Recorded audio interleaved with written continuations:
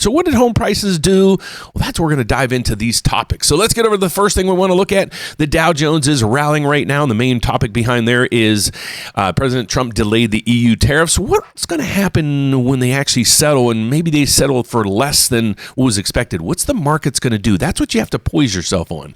So the economic news we have for today, it's a robust week. Not much coming in today and tomorrow.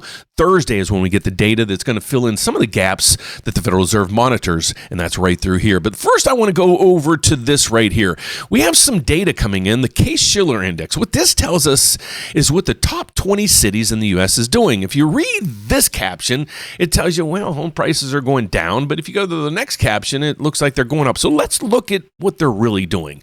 So here's the context that we have right through here. House prices edged down in March. What I want you to understand is right through here. Well, this one's a little bit easier to read. Let's go down through this one. The S&P Dow Jones Index today released the March of 2025 Case-Shiller Index. The leading measure of home prices recorded a 3.4 annual gain in March of 2025. So from March of 2024 to March of 2025, home prices in general went up 3.4%, a slight decrease from the previous reading in February. But they're also saying month over month, it ticked down just a little bit. So let's go over to that data because that's what you should be focused in on right through now, because home prices we're going to look at, we're going to look at interest rates, then we're going to look at some of the economic data coming in the latter part of this week that's really going to move the Fed potentially.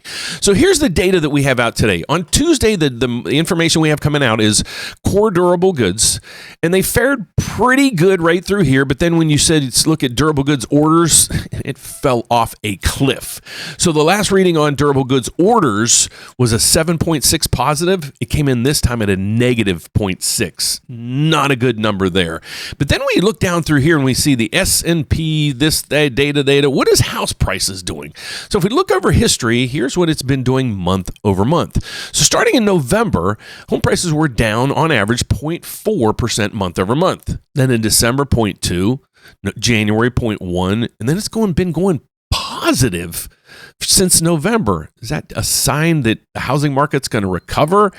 I don't know about that, but home prices are going to stay stable to come down just a little bit. I'll give you an update on my neighbor's house.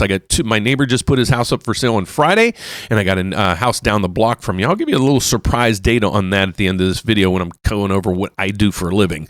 So that's what we're seeing so far today. So some of the Case-Shiller indexes, maybe as this is telling us the housing market